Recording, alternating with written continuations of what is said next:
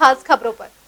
Corona काल में लंबी बंदी के बाद ताजमहल सहित सभी संरक्षित स्मारक 6 जुलाई को पर्यटकों के लिए खोल दिए जाएंगे। केंद्रीय संस्कृति मंत्री प्रहलाद पटेल ने ट्वीट करके जानकारी दी। स्मारकों के लिए स्टैंडर्ड ऑपरेटिंग प्रोसीजर जारी कर दिया गया है, जिसके अनुसार एक दिन में 2 स्लॉट में 5000 पर्यटक ही ताजमहल का दीदार कर सकें। कोरोना काल में लंबी बंदी के बाद ताजमहल सहित सभी स्मारक 6 जुलाई को पर्यटकों के लिए खोल दिए जाएंगे। केंद्रीय संस्कृति मंत्री प्रहलाद पटेल ने ट्वीट कर ये जानकारी दी। स्मारकों के लिए स्टैंडर्ड ऑपरेटिंग प्रोसीजर जारी कर दिया गया है, जिसके अनुसार एक दिन में 2 स्लॉट में 5000 पर्यटक ही ताजमहल का दीदार कर सकेंगे। केंद्रीय संस्कृति मंत्री प्रहलाद पटेल ने भले ही देश के ऐतिहासिक स्मारकों को खोलने के निर्देश दिए हों, लेकिन स्मारकों को खोलने का निर्णय राज्य व जिला प्रशासन पर निर्भर रहेगा। डीएम प्रभु एन सिंह ने बताया कि उन्हें एएसआई का प्रमाण पत्र नहीं मिला है। पत्र मिलने के बाद ही कुछ कहा जा सकता है। इतना जरूरी है कि शहर में रोजगार के साधन उपलब्ध हो। इन बिंदु को ध्यान में रखकर ताजमहल व अन्य स्मारकों को खोलने के बाबत निर्णय लिया जाएगा। संस्कृति मंत्रालय ने कोरोना महामारी को देखते हुए 17 मार्च से इन स्मारकों को बंद कर दिया था। जून की शुरुआत में धार्मिक आयोजनों से जुड़े 820 स्मारकों को खोल दिया गया था। संस्कृति मंत्रालय ने स्मारकों को खोलने के लिए नियम तय किए हैं। केंद्रीय राज्य मंत्री प्रहलाद पटेल ने ट्वीट किया है कि स्मारकों को खोले जाने पर कोरोना से निपटने के पूरे इंतजाम किए जाएंगे। इसके लिए नियम तक तय किए जाएंगे, उनका अनुपालन अवश्य करना होगा। अधिकारियों को केंद्र सरकार द्वारा कोरोना की रोकथाम के लिए जारी सभी नियमों जैसे thermal screening, social distancing, mask पहनना, सैनिटाइजिंग करना आदि का इस्तेमाल सुनिश्चित करना होगा। फेस कवर और सोशल डिस्टेंसिंग को अनिवार्य किया गया है। इसके अलावा प्रवेश के लिए केवल ई टिकट ही जारी होगा और पार्किंग समेत सभी भुगतान केवल डिजिटल पेमेंट से ही होंगे। अंतर्राष्ट्रीय प्लास्टिक बैग मुक्त दिवस पर NCC army wing Agra college Agra के कैडेट्स ने गूगल मीट के माध्यम से एक परिचर्चा का आयोजन किया, जिसमें सभी कैडेट ने पॉलिथीन बैग के प्रयोग न करने का संकल्प लिया। अंतर्राष्ट्रीय प्लास्टिक बैग मुक्त दिवस पर NCC army wing Agra college Agra के कैडेट्स ने गूगल मीट के माध्यम से एक परिचर्चा का आयोजन किया, जिसमें सभी कैडेट्स ने पॉलिथीन बैग के प्रयोग को हतोत्साहित करने का संकल्प लिया। परिचर्चा में मुख्य वक्ता के रूप में बोलते हुए एनसीसी आर्मी विंग के company commander lieutenant Amit Agrawal ने कहा कि single use plastic bag polymers के बने होते हैं, जो कि बायोडिग्रेडेबल नहीं होते और 400 से 500 वर्ष तक जीवित रहते हैं और इतने ही लंबे समय तक पृथ्वी व वातावरण को प्रदूषित करते हैं। हम सभी को प्लास्टिक बैग के स्थान पर कपड़े के बैग के प्रयोग की आदत डालनी चाहिए। इस अवसर पर बोलते हुए पूर्व कैडेट तान्या जैन ने कहा कि प्लास्टिक बैग के अंधाधुंध प्रयोग ने समुद्र व पहाड़ी क्षेत्रों को पूर्ण रूप से प्रदूषित कर दिया है। आज अंतर्राष्ट्रीय प्लास्टिक बैग मुक्त दिवस है। इस अवसर पर Agra college NCC army wing द्वारा एक वेबिनार के माध्यम से ऑनलाइन परिचर्चा कैडेट्स के बीच में की गई, जिसमें सभी कैडेट्स ने जो पॉलीथीन की बैग हैं उनके बढ़ते हुए इस्तेमाल पर चिंता व्यक्त की। कैडेट्स ने ये आपस में तय किया कि वे स्वयं भी इस प्लास्टिक बैग का इस्तेमाल कम से कम करेंगे या आने वाले समय में इसको प्रतिबंधित करेंगे अपनी तरफ से, और समाज में भी इस बात की जागृति करेंगे कि प्लास्टिक बैग के अधिक इस्तेमाल से किस प्रकार से प्रकृति को और इस वातावरण को, हमारे पर्यावरण को नुकसान हो रहा है। परिचर्चा का संचालन कॉर्पोरल शिवानी अहिरवाई ने किया व धन्यवाद ज्ञापन कॉर्पोरल प्रशांत चौधरी ने किया। स्वागत कॉर्पोरल अमित कुमार के द्वारा किया गया। वहीं कैडेट तनु मौर्य ने पोस्टर के माध्यम से प्लास्टिक बैग के इस्तेमाल से होने वाली दिक्कतों को प्रदर्शित किया। वहीं कैडेट आरती ने कविता के माध्यम से प्लास्टिक के बैग प्रयोग न करने की अपील की। इस अवसर पर तनिष्का माथुर ने सभी कैडेट्स को प्लास्टिक बैग प्रयोग न करने की शपथ दिलाई। एक सुंदर अभियान की शुरुआत टर्बन फॉर मार्क्स के रूप में आगरा में की गई है और यह अभियान समूह सिख समाज, पंजाबी समाज, सिंधी समाज को साथ लेकर के सुखमनी सेवा सभा द्वारा संत बाबा प्रीतम सिंह जी के निर्देशन में किया गया है। इस अभियान में पुरानी पगड़ियों से मास्क बनाकर जरूरतमंद लोगों तक निःशुल्क पहुंचाया जाएगा। कोरोना के इस महामारी काल में जहां सिख समाज तन मन धन से अपनी सेवा व सहयोग देने में कोई कमी नहीं रखी, चाहे वह तन की सेवा हो, लंगर की सेवा हो, धन की सेवा हो, ये समाज आगे बढ़कर इसमें हिस्सा लेता है। इसी कड़ी में एक सुंदर अभियान की शुरुआत टर्बन फॉर मार्क्स के रूप में आगरा में भी की गई है और ये अभियान समूह सिख समाज, पंजाबी समाज, सिंधी समाज को साथ लेकर के सुखमनी सेवा सभा द्वारा संत बाबा प्रीतम सिंह जी के निर्देशन में किया गया है और ये प्रेरणा वीर महेंद्र पाल सिंह की ओर से दी गई है, जिसकी बदौलत आज अनेक परिवारों से जो पुरानी पगड़ियां लोगों ने सेवा भाव से दी हैं, उनके मार्क्स बनाकर हर वर्ग को, हर जरूरतमंद को उनका वितरण निःशुल्क किया जा रहा है, जिसकी शुरुआत गुरुद्वारा गुरु का ताल प्रमुख संत बाबा प्रीतम सिंह जी व सुखमनी सेवा सभा के वीर महेंद्र पाल सिंह जी ने मिलकर की। नाम बता दीजिए। इंदु सलूजा है मेरा नाम। हम सुखमनी सेवा सभा की ओर से लेडीज़ विंग की तरफ से ये पुरानी पगड़ियों से मास्क बनाने का अभियान शुरू किया है हम लोगों ने, और हमारे साथ और भी बहुत मतलब अच्छा लग रहा है। हम लोगों को निःशुल्क ये सब हम देना चाह रहे हैं सबको, तो हमारे साथ और भी पास पड़ोस की महिलाएं भी जुड़ना चाहती हैं, उनको भी अच्छा लग रहा है कि ये सेवा भाव से कि ये सेवा हमारे से भी लीजिए तो अच्छी बात है, तो सबको बहुत अच्छा लग रहा है। तो हम सबसे यही कहते हैं कि जिसको किसी को पगड़ियाँ पुरानी अगर देनी है तो हम लोग अब उनको मास्क बना के तैयार करके देंगे, और निःशुल्क गुरुद्वारों में और ज़रूरतमंदों को यहाँ से वो अवेलेबल हैं, ले सकते हैं। महेंद्र पाल सिंह, बंटी ग्रोवर और ये प्रभजोत कौर जी, हमारे इन तीनों से संपर्क कर सकते हैं। तो आप जब भी ज़रूरत हो, जिसको भी ज़रूरत हो, जहाँ भी ज़रूरत हो, हम हर समय अवेलेबल। जतिंदर कौर। ये टर्बन फॉर मास्क अभियान है जो कि हम सुखमनी सेवा सभा लेडीज़ विंग की उसमें बना रहे हैं सब लोग मिलके, और सब सिख समाज से अपील है कि वो हमें ये पगड़ियाँ दे सकते हैं, और हम लोग बना के इसको गुरुद्वारों में निःशुल्क बांट रहे हैं ज़रूरतमंदों को। एक अच्छा अभियान है, इसमें सभी महिलाएं साथ दे रही हैं। बहुत अच्छा है, और सभी को इसमें बहुत अच्छा खुशी मिल रही है कि हम कुछ कर पा रहे हैं, इस भयानक बीमारी के उसमें अपना सहयोग दे पा रहे हैं। बंटी ग्रोवर, जिनका इस कार्य में विशेष सहयोग रहा, इसी सहयोग के कारण ही ये सराहनीय कार्य सेवा रूप में संभव हो सका। करीब 1 लाख मास्क बनाने का निर्णय लिया गया है। जो भी संगत पुराने कपड़े या पगड़ियां देना चाहते हैं, वे गुरुद्वारा गुरु का ताल, गुरुद्वारा विजयनगर कॉलोनी से संपर्क कर सकते हैं। इस कार्य में विशेष सहयोग सुखमनी सेवा सभा की लेडीज विंग का है, जिनमें सभी सदस्य हैं जो पूरे जोश के साथ इस कार्य में सेवा भाव से लगे हुए हैं। कोरोना काल के अनलॉक 2 में ताजमहल को फिर से खोलने की प्रक्रिया 6 जुलाई से कुछ नियमों के साथ शुरू की जाएगी। वहीं ताजमहल खुलने से पहले एक बार फिर ताजमहल विवादों में घिर गया है। हिंदूवादी संगठन अखिल भारत हिंदू महासभा की महिला पदाधिकारियों ने जिला मुख्यालय पर पहुंचकर ताजमहल को तेजो महल संबोधित करते हुए जिलाधिकारी आगरा को ज्ञापन सौंपा। कोरोना काल के अनलॉक 2 में ताजमहल को फिर से खोलने की प्रक्रिया 6 जुलाई से कुछ नियमों के साथ शुरू की जाएगी। वहीं ताजमहल खुलने से पहले एक बार फिर ताजमहल विवादों में घिर गया। आपको बताते चले, कोरोना महामारी के दौरान ताजमहल को बंद कर दिया था, जिसके बाद से प्रशासन की गाइडलाइन के अनुसार ताजमहल को 6 जुलाई से खोले जाने की प्रक्रिया शुरू की जा रही है। तो दूसरी तरफ हिंदूवादी संगठन अखिल भारत हिंदू महासभा की महिला पदाधिकारी ने जिला मुख्यालय पर पहुंचकर ताजमहल को तेजो महल संबोधित करते हुए जिलाधिकारी आगरा को धन्यवाद ज्ञापन सौंपा है। मीडिया से रूबरू होते हुए संगठन की महिला पदाधिकारी मीना दिवाकर ने बताया कि ताजमहल तेजो महल है और सावन के महीने में भगवान शिव की पूजा की जाती है, इसलिए हम योगी जी का आभार प्रकट करते हैं कि उन्होंने सावन महीने को देखते हुए तेजो महल को खोलने की अनुमति दे दी है। साथ ही मीना दिवाकर ने ज्ञापन के माध्यम से प्रदेश के अन्य शिव मंदिरों को भी खोलने की मांग करते हुए प्रशासन की अनुमति के साथ तेजो महल में कांवड़ चढ़ाने की बात भी कही। था कि 6 तारीख को तेजू माले खोला जा रहा है। ये हम धन्यवाद करते हैं सरकार को, योगी जी को धन्यवाद करते हैं कि उन्होंने कम से कम हमारा तेजू माले तो खोल दिया है, और उसके लिए प्रशासन का भी हम धन्यवाद करते हैं। सम्मान करते हुए हम एक बात कहना चाहते हैं, 2500 आदमी तेजू माले के अंदर जाके नहीं, ताजमहल को अगर दर्शन कर सकते हैं, वो अपनी भावनाओं का उच्चार कर सकते हैं, तो हमारा ये कहना है हमारा का 250 आदमी हमारे मंदिर हैं जो आगरा के अंदर, उनको खोल दिया जाए। जो परंपरा चली आ रही है सालों से, जो सावन के महीना में हम कांवड़ चढ़ाते हैं, दर्शन करते हैं, पूजा व्रत रहते हैं, उस पर अगर पाबंदी लगाने से हमारा मतलब भावना को ठेस पहुँच रही है। ऐसा हमारे साथ में नहीं कर सकता प्रशासन। और आज भी हम एक बात और कहना चाहते हैं, अगर जिन्हें खोल दिए, हमारे सावन के महीने में सारे जो मेले लगते हैं, मेले ना लगें लेकिन मंदिर खोल दिए जाएं। अगर ये मंदिर नहीं खोलेंगे तो फिर तेजू माले जो इनने हमारा दरवाज़ा खोल दिया है एक इष्ट देवता का, उसमें हम कांवड़ चढ़ाएंगे, पूर्ण सम्मान के साथ चढ़ाएंगे, प्रशासन की अनुमति के साथ चढ़ाएंगे, और प्रशासन को हमारी कांवड़ चढ़वानी पड़ेगी। ताजमहल में क्यों, तेजू मेले संभाले में। अखिल भारत हिंदू महासभा के श्रीमती मीना दिवाकर द्वारा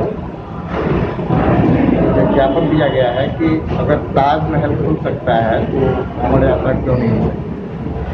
ये ज्ञापन माननीय मुख्यमंत्री महोदय को है। शीर्ष किया था माननीय मुख्यमंत्री महोदय। वहीं आपको बताते चले कि मीना दिवाकर वही महिला है जो पूर्व में भी ताजमहल में आरती करने और ताजमहल में कांवड़ चढ़ाने के प्रयासों में विवादों में घिर चुकी हैं। आगरा जिले में बेलगाम होते कोरोना संक्रमण के मामलों पर काबू पाने के उद्देश्य से जहां एक और शासन और प्रशासन इस पर काबू पाने की जद्दोजहद में जुटा है, वहीं दूसरी ओर ताज नगरी आगरा में मौजूद विश्व हिंदू परिषद बजरंग दल ने Neminath hospital and medical college के सहयोग से उपलब्ध कराई गई दवाइयों को जरूरतमंद लोगों तक निःशुल्क पहुंचाया। जनपद में कोरोना के संक्रमण का ग्राफ लगातार बढ़ रहा है, वहीं इस महामारी से मरने वालों का ग्राफ भी बढ़ता जा रहा है। ऐसे में हर किसी को चाइनीज वायरस के संक्रमण का खतरा सता रहा है। इस रोग से बचने के लिए रोग प्रतिरोधक क्षमता ही कारगर साबित हो सकती है, जिसके मद्देनजर अहमदपुर स्थित Neminath hospital and medical college द्वारा लंबे शोध के बाद रोग प्रतिरोधक क्षमता के बढ़ाने के लिए होम्योपैथिक दवा निर्मित की गई है। शुक्रवार को संघ दृष्टि से जिला रामबाग के गंगोली पब्लिक स्कूल बालाजी नगर में कैंप लगाकर नेमिनाथ हॉस्पिटल के द्वारा उपलब्ध कराई गई रोग प्रतिरोधक क्षमता बढ़ाने की दवा को संस्थान के डॉक्टर की उपस्थिति में निःशुल्क वितरित किया गया। जी, जैसे कि आप देख रहे हैं, आप इस टाइम कोरोना का कितना ज़्यादा महामारी फैली हुई है, तो हमारा अस्पताल Neminath homeopathic medical college hospital और रिसर्च सेंटर आगरा इसने एक मुहिम चलाई है कि हम कोरोना की बचाव की फ्री दवाई निःशुल्क दवाई वितरण कर रहे हैं, इसलिए दवा वितरण के दौरान संगठन के कार्यकर्ताओं ने शारीरिक दूरी का पालन करते हुए सैकड़ों लोगों को दवा वितरित कराई। दवा प्राप्त करने के लिए क्षेत्रीय लोग लंबी लाइनों में धैर्य के साथ खड़े रहे। शिविर में हॉस्पिटल के principal doctor Pradeep Gupta, doctor Abhishek Maurya, doctor Lalit Pandey, doctor Devika Diwakar, doctor Amit Sharma आदि लोग मुख्य रूप से उपस्थित रहे। फतेहाबाद के ग्राम पोखर पांडे निवासी उत्तर प्रदेश पुलिस के सिपाही बबलू कुमार उम्र करीब 23 वर्ष पुत्र छोटेलाल बीती रात कानपुर में एक बदमाश को पकड़ने गई पुलिस टीम में शामिल था, जिस पर बदमाशों ने हमला कर दिया, जिसके चलते सीओ इंस्पेक्टर समेत 8 पुलिसकर्मी घायल हुए। घटना के बाद उनके पैतृक ग्राम पोखर पांडे में कोहराम मचा हुआ है। फतेहाबाद के ग्राम पोखर पांडे निवासी उत्तर प्रदेश पुलिस के सिपाही बबलू कुमार उम्र करीब 23 वर्ष पुत्र छोटेलाल बीती रात कानपुर में एक बदमाश को पकड़ने गई पुलिस टीम में शामिल थे, जिस पर बदमाशों ने हमला कर दिया, जिसके चलते सीओ इंस्पेक्टर समेत 8 पुलिसकर्मी शहीद हो गए। घटना के बाद उसके पैतृक गांव ग्राम पोखर पांडे में कोहराम मचा हुआ है। घटना की जानकारी पर पहुंचे क्षेत्राधिकारी विकास जायसवाल, इंस्पेक्टर फतेहाबाद प्रदीप कुमार मृतक सिपाही की आवास पर मौजूद है। मेरा नाम अवतार सिंह है। अच्छा, क्या कुछ घटना हुई है यहाँ पे आज? यहाँ पर लड़का था, पुलिस में लगा हुआ था, जो कानपुर थाने में मारा गया। अच्छा, कैसा कुछ स्वभाव था? क्या आते हैं मिलते होंगे सबसे? अरे लड़का इतना बढ़िया था और बच्चों से भी बात करता था, अच्छे से बैठता, उसकी अच्छा था स्वभाव में। शुरुआत से पढ़ाई लिखाई में कैसे रहे होंगे? बहुत होशियार हो, जब भी तो उस नंबर में मेरिट के अनुसार उसको भर्ती हुई थी। अच्छा, कब भर्ती हुआ था? जी 2018 दिसंबर में। विवेक है। कैसे क्या कुछ घटना हो गई यहाँ पे? पता नहीं सर, हम पे हमारे पास तो शाम को बात हुई थी घर से, घर पे, और सुबह कॉल आई थी कि मुठभेड़ हो गई आतंकवादियों की, उसमें शहीद हो गए। अच्छा, कैसा स्वभाव था? यहाँ पे आते थे कभी? अच्छा स्वभाव था, हमारे पास आते थे, तभी बोलते थे कि पढ़ने जाते हैं कि नहीं जाते, सब बच्चों से मिल के जाते थे, साथ ही में खेलते हैं। अच्छा स्वभाव था उनका। अच्छा, सबको बताते हैं? हाँ, सभी को, हाँ, बच्चों पढ़ो, पढ़ना से दुख है। हाँ, हम जैसा ही बनू, इस चीज़ का हमें बहुत बड़ा दुख है। बता दें कि मृतक सिपाही 2018 बैच का भर्ती हुआ था, वह अभी अविवाहित था। जैसे ही सिपाही की सूचना गांव में पहुंची तो सिपाही का परिवार कानपुर के लिए रवाना हो गया। वहीं उसके घर पर शोक संवेदना व्यक्त करने वाले लोगों का तांता लगा हुआ है। उत्तर प्रदेश में बिगड़ती कानून व्यवस्था के साथ शुक्रवार सुबह कानपुर में कुख्यात बदमाश विकास दुबे के घर दबिश देने पहुंची पुलिस पर हुए हमले के दौरान पुलिसकर्मियों की मौत से जगह जगह आक्रोश है। सपाइयों ने इस पूरे मामले में योगी सरकार पर बड़ा हमला बोलते हुए प्रदेश के 7 ताज नगरी में भी पहले तो शहीद स्मारक पर हमले में मरे पुलिस के जवानों को श्रद्धांजलि दी, फिर जिलाधिकारी के माध्यम से राज्यपाल को एक ज्ञापन सौंपा। उत्तर प्रदेश में बिगड़ती कानून व्यवस्था के साथ शुक्रवार सुबह कानपुर में कुख्यात बदमाश विकास दुबे के घर दबिश देने पहुंची पुलिस पर हुए हमले के दौरान पुलिसकर्मियों की मौत से हर जगह आक्रोश है। सपाइयों ने इस पूरे मामले में योगी सरकार पर बड़ा हमला बोलते हुए प्रदेश भर के 7 ताज नगरी में भी पहले तो शहीद स्मारक पर हमले में मरे पुलिस के जवानों को श्रद्धांजलि दी। फिर जिलाधिकारी के माध्यम से राज्यपाल को ज्ञापन देते हुए हमले में मारे गए पुलिस कर्मियों को शहीद का दर्जा देने की बात कहते हुए परिवारजनों को 1-1 करोड़ रुपए की राहत राशि और इस हमले में घायल हुए पुलिस जवानों के परिवारों को 50 लाख राहत राशि देने की मांग उठाई। जैसे हमारे 8 पुलिस के जवान, जिसमें अधिकारी, सीओ, इंस्पेक्टर, सब इंस्पेक्टर, 8 लोग शहीद हुए हैं कानपुर में मुठभेड़ में एक क्रिमिनल द्वारा, और 4 लोग घायल हैं।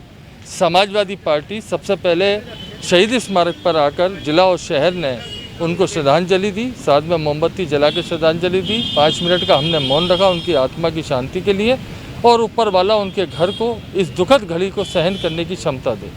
साथ में हमारी समाजवादियों की मांग है कि जो पुलिस वाले शहीद हुए हैं उनको 1-1 करोड़ रुपए, और जो घायल हैं उनको 50 लाख रुपए की सरकार मदद करे और योगी सरकार को बर्खास्त करने का काम करें।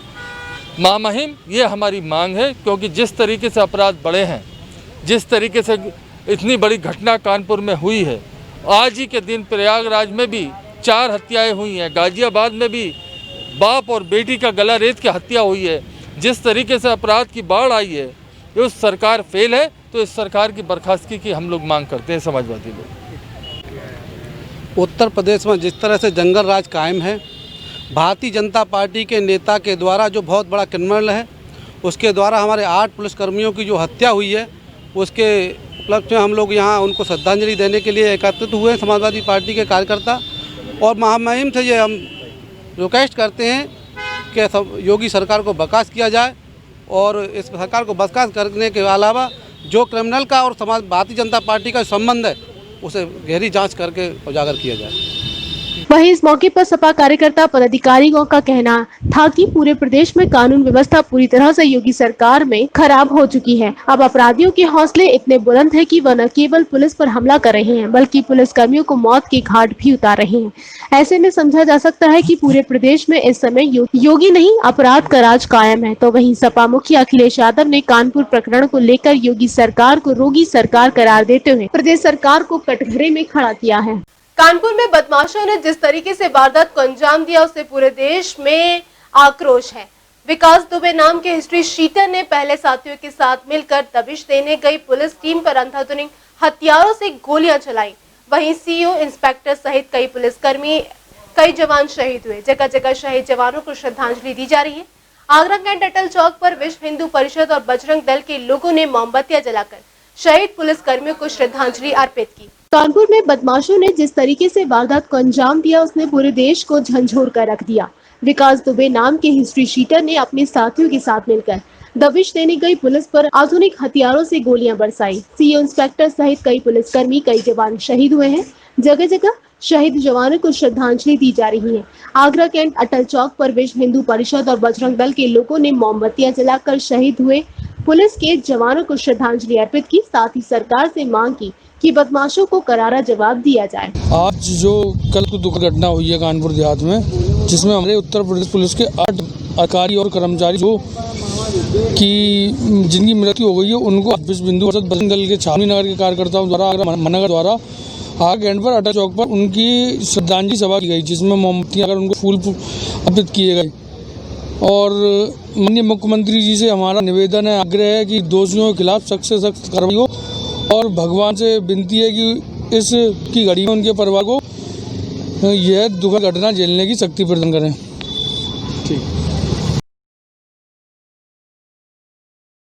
कल रात जो कानपुर के अंदर जो घटना हुई है, जिसमें हमारे 8 जवान जो शहीद हुए हैं, उसके लिए हमने श्रद्धांजलि अर्पित की है आगरा कैंट अटल चौक पर। और हम भगवान से प्रार्थना करते हैं कि ये जो लोग एक्सपायर हुए हैं, उनके परिवार को इसको झेलने की शक्ति प्रदान करें। बदमाशों के हमले में शहीद हुए CO Devendra Mishra Agra cantt GRP थाने में इंस्पेक्टर रह चुके हैं। आगरा कैंट जीआरपी थाने से ही सीओ बनकर ट्रांसफर पर गए थे। सिपाही बबलू पांडे फतेहाबाद क्षेत्र का रहने वाले हैं। इस तरीके से इस वारदात को अंजाम दिया गया, सभी को झंझोर कर रख दिया।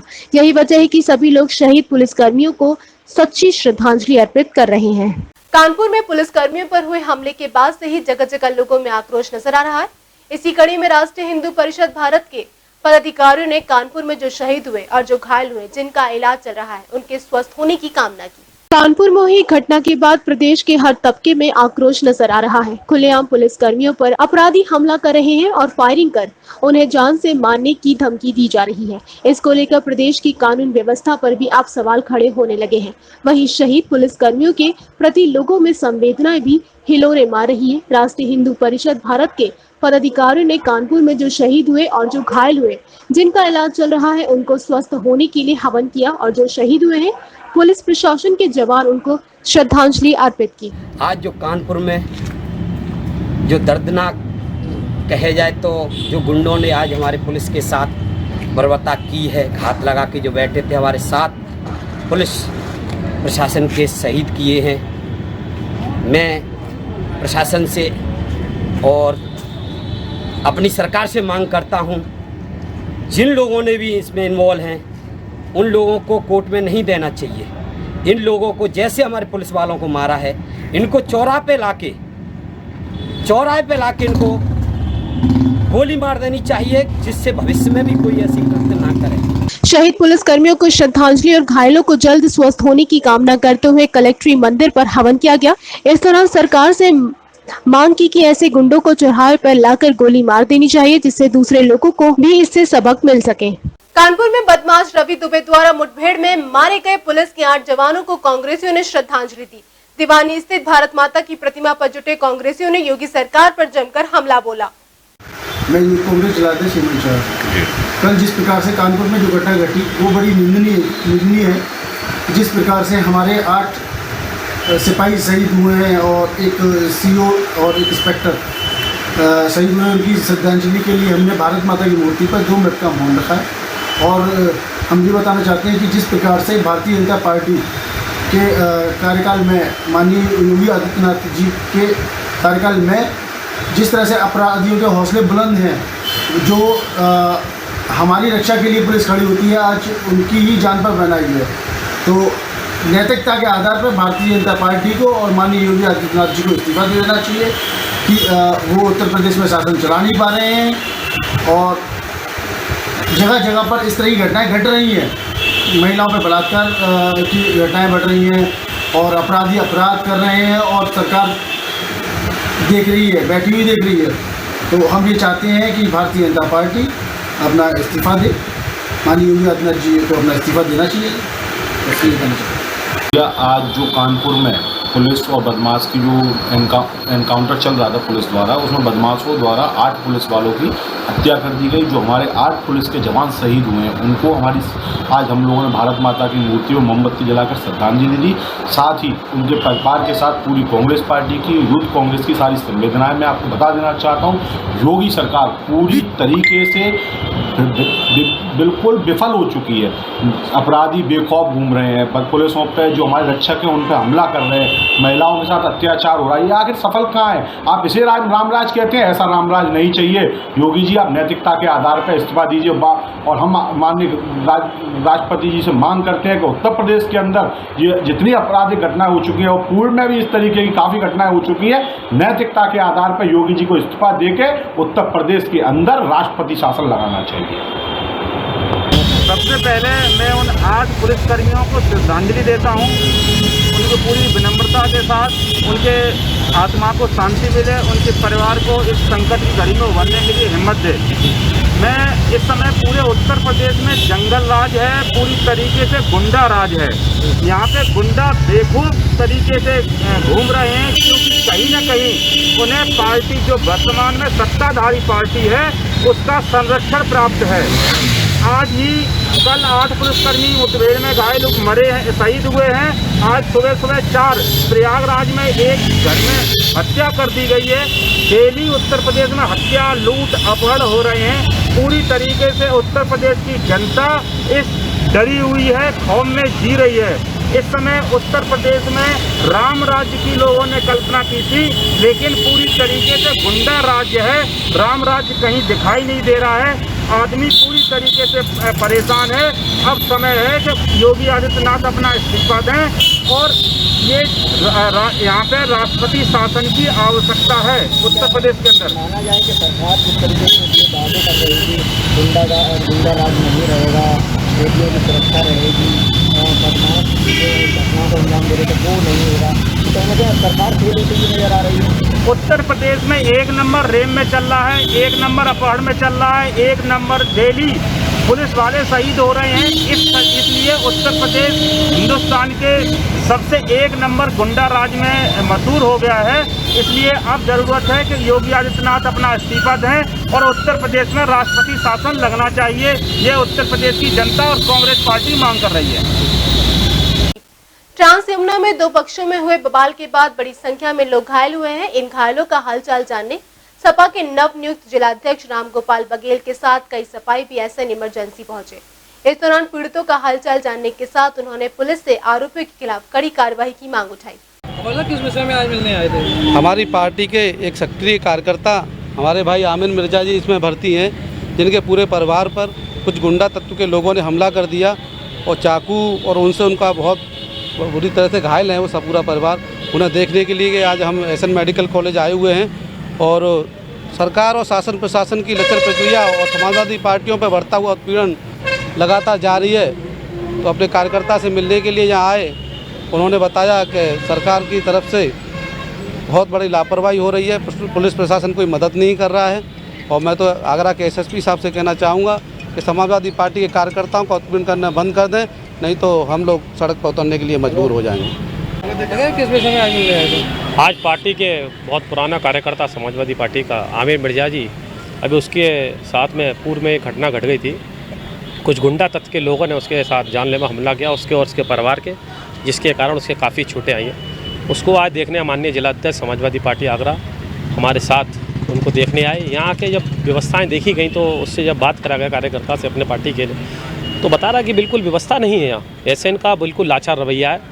वो जो डॉक्टरों का व्यवहार है बिल्कुल उस स्थिति में है। लग रहा है कि सरकार जो भारतीय जनता पार्टी की जो देश में चल रही है और प्रदेश में चल रही है, उससे ऐसा लग रहा है कि ये जो सरकार चल रही है किसी तरीके से व्यवस्था नहीं कर पा रही है। इन लोगों को हम समझाना चाहते हैं कि होश में आ जाए, नहीं तो समाजवादी पार्टी इसका मुंह तोड़ जवाब देगी। शुकाबाद में बिजली की अघोषित कटौती के चलते आम जनजीवन पूरी तरह से प्रभावित है। उमस भरी गर्मी में जीना मुहाल है। विद्युत कटौती का कोई निश्चित समय नहीं है। इसी को लेकर शुकाबाद में राष्ट्रीय जन उद्योग संगठन द्वारा अधिशासी अभियंता को ज्ञापन सौंपा और समस्या के निराकरण की मांग उठाई। शुकाबाद में बिजली की अघोषित कटौती के चलते आम जनजीवन बुरी तरह से प्रभावित है। उमस भरी गर्मी में जीना मुहाल हो रहा है। विद्युत कटौती का कोई निश्चित समय नहीं है। अधिकारी कर्मचारी जब चाहे कटौती कर देते हैं। कटौती से व्यापार चौपट हो रहा है। इसी को लेकर शुकाबाद में राष्ट्रीय जन उद्योग संगठन द्वारा अधिशासी अभियंता को ज्ञापन सौंपा गया। क्यों दिया गया था? पिछले 1 महीने से हमारा व्यापारी परेशान है। पिछले 8 दिन से तो बिजली बिल्कुल ही नहीं आ रही है। रात में नहीं आती, दिन में नहीं आती। इन्वर्टर लोगों को बैठ जाते हैं और जिन लोगों के यहाँ इन्वर्टर नहीं है उनको बहुत परेशानी है। हमने 48 घंटे के लिए इनसे मांग की है कि सुधार करें, नहीं हम बिजली दफ्तर के साथ सारे व्यापारी धरने पर बैठेंगे शांति से लॉकडाउन का पालन करते हुए। आज आपने ज्ञापन क्यों दिया? काफ़ी दिनों से लाइट की समस्या है। शुकाबाद में लाइट नहीं आ रही है। रात भर कटिंग होती है। कभी रात को 15 मिनट के लिए आती है फिर चली जाती है लाइट, और पूरे दिन लाइट नहीं आती है। सारे लोग परेशान हैं, ना ऑफिसों में काम हो पा रहा है ना दुकानें खुल पा रही हैं। इसी के संबंध में आज इनको दिया गया है ज्ञापन। ज्ञापन में कहा गया कि नगर की विद्युत व्यवस्था में कोई सुधार नहीं है तो राष्ट्रीय जन उद्योग संगठन बिजली दफ्तर के सामने धरना प्रदर्शन करेगा। इस मौके पर सोनी गंभीर, कृष्ण खंडेलवाल, अच्छे भाई सरदार, हरचरण सिंह आदि लोग मुख्य रूप से उपस्थित रहे। यूपी बोर्ड में हाई स्कूल की परीक्षा में जिला टॉप करने वाले मेधावी छात्र सुमित गुप्ता को सम्मानित किया गया। सिरसागंज में DLED संयुक्त प्रशिक्षु मोर्चा की टीम ने प्रशस्ति पत्र देकर सम्मानित किया। इस बुलेटिन में बस इतना ही। अगले बुलेटिन में फिर होगी आपसे मुलाकात। दिन भर की हर छोटी बड़ी खबर के लिए आप बने रहिए मून न्यूज के साथ। तब तक के लिए दीजिए मुझे इजाजत। नमस्कार, आप देख रहे हैं मून न्यूज और मैं हूं आपके साथ अंजलि वर्मा। तो खबरों के सिलसिले को आगे बढ़ाते नजर डालते हैं दिन भर की कुछ खास खबरों पर। कोरोना काल में लंबी बंदी के बाद ताजमहल सहित सभी संरक्षित स्मारक 6 जुलाई को पर्यटकों के लिए खोल दिए जाएंगे। केंद्रीय संस्कृति मंत्री प्रहलाद पटेल ने ट्वीट करके जानकारी दी। स्मारकों के लिए स्टैंडर्ड ऑपरेटिंग प्रोसीजर जारी कर दिया गया है, जिसके अनुसार एक दिन में 2 स्लॉट में 5000 पर्यटक ही ताजमहल का दीदार कर सके। कोरोना काल में लंबी बंदी के बाद ताजमहल सहित सभी स्मारक 6 जुलाई को पर्यटकों के लिए खोल दिए जाएंगे। केंद्रीय संस्कृति मंत्री प्रहलाद पटेल ने ट्वीट कर ये जानकारी दी। स्मारकों के लिए स्टैंडर्ड ऑपरेटिंग प्रोसीजर जारी कर दिया गया है, जिसके अनुसार एक दिन में 2 स्लॉट में 5000 पर्यटक ही ताजमहल का दीदार कर सकेंगे। केंद्रीय संस्कृति मंत्री प्रहलाद पटेल ने भले ही देश के ऐतिहासिक स्मारकों को खोलने के निर्देश दिए हो, लेकिन स्मारकों को खोलने का निर्णय राज्य व जिला प्रशासन पर निर्भर रहेगा। डीएम प्रभु एन सिंह ने बताया कि उन्हें एएसआई का प्रमाण पत्र नहीं मिला है। पत्र मिलने के बाद ही कुछ कहा जा सकता है। इतना जरूरी है कि शहर में रोजगार के साधन उपलब्ध हो। इन बिंदु को ध्यान में रखकर ताजमहल व अन्य स्मारकों को खोलने के बाबत निर्णय लिया जाएगा। संस्कृति मंत्रालय ने कोरोना महामारी को देखते हुए 17 मार्च से इन स्मारकों को बंद कर दिया था। जून की शुरुआत में धार्मिक आयोजनों से जुड़े 820 स्मारकों को खोल दिया गया था। संस्कृति मंत्रालय ने स्मारकों को खोलने के लिए नियम तय किए हैं। केंद्रीय राज्य मंत्री प्रहलाद पटेल ने ट्वीट किया है कि स्मारकों को खोले जाने पर कोरोना से निपटने के पूरे इंतजाम किए जाएंगे। इसके लिए नियम तक तय किए जाएंगे, उनका अनुपालन अवश्य करना होगा। अधिकारियों को केंद्र सरकार द्वारा कोरोना की रोकथाम के लिए जारी सभी नियमों जैसे thermal screening, social distancing, mask पहनना, सैनिटाइजिंग करना आदि का इस्तेमाल सुनिश्चित करना होगा। फेस कवर और सोशल डिस्टेंसिंग को अनिवार्य किया गया है। इसके अलावा प्रवेश के लिए केवल ई टिकट ही जारी होगा और पार्किंग समेत सभी भुगतान केवल डिजिटल पेमेंट से ही होंगे। अंतर्राष्ट्रीय प्लास्टिक बैग मुक्त दिवस पर NCC army wing Agra college Agra के कैडेट्स ने गूगल मीट के माध्यम से एक परिचर्चा का आयोजन किया, जिसमें सभी कैडेट ने पॉलिथीन बैग के प्रयोग न करने का संकल्प लिया। अंतर्राष्ट्रीय प्लास्टिक बैग मुक्त दिवस पर NCC army wing Agra college Agra के कैडेट्स ने गूगल मीट के माध्यम से एक परिचर्चा का आयोजन किया, जिसमें सभी कैडेट्स ने पॉलिथीन बैग के प्रयोग को हतोत्साहित करने का संकल्प लिया। परिचर्चा में मुख्य वक्ता के रूप में बोलते हुए एनसीसी आर्मी विंग के company commander lieutenant Amit Agrawal ने कहा कि single use plastic bag polymers के बने होते हैं, जो कि बायोडिग्रेडेबल नहीं होते और 400 से 500 वर्ष तक जीवित रहते हैं और इतने ही लंबे समय तक पृथ्वी व वातावरण को प्रदूषित करते हैं। हम सभी को प्लास्टिक बैग के स्थान पर कपड़े के बैग के प्रयोग की आदत डालनी चाहिए। इस अवसर पर बोलते हुए पूर्व कैडेट तान्या जैन ने कहा कि प्लास्टिक बैग के अंधाधुंध प्रयोग ने समुद्र व पहाड़ी क्षेत्रों को पूर्ण रूप से प्रदूषित कर दिया है। आज अंतर्राष्ट्रीय प्लास्टिक बैग मुक्त दिवस है। इस अवसर पर Agra college NCC army wing द्वारा एक वेबिनार के माध्यम से ऑनलाइन परिचर्चा कैडेट्स के बीच में की गई, जिसमें सभी कैडेट्स ने जो पॉलीथीन की बैग हैं उनके बढ़ते हुए इस्तेमाल पर चिंता व्यक्त की। कैडेट्स ने ये आपस में तय किया कि वे स्वयं भी इस प्लास्टिक बैग का इस्तेमाल कम से कम करेंगे या आने वाले समय में इसको प्रतिबंधित करेंगे अपनी तरफ से, और समाज में भी इस बात की जागृति करेंगे कि प्लास्टिक बैग के अधिक इस्तेमाल से किस प्रकार से प्रकृति को और इस वातावरण को, हमारे पर्यावरण को नुकसान हो रहा है। परिचर्चा का संचालन कॉर्पोरल शिवानी अहिरवाई ने किया व धन्यवाद ज्ञापन कॉर्पोरल प्रशांत चौधरी ने किया। स्वागत कॉर्पोरल अमित कुमार के द्वारा किया गया। वहीं कैडेट तनु मौर्य ने पोस्टर के माध्यम से प्लास्टिक बैग के इस्तेमाल से होने वाली दिक्कतों को प्रदर्शित किया। वहीं कैडेट आरती ने कविता के माध्यम से प्लास्टिक के बैग प्रयोग न करने की अपील की। इस अवसर पर तनिष्का माथुर ने सभी कैडेट्स को प्लास्टिक बैग प्रयोग न करने की शपथ दिलाई। एक सुंदर अभियान की शुरुआत टर्बन फॉर मार्क्स के रूप में आगरा में की गई है और यह अभियान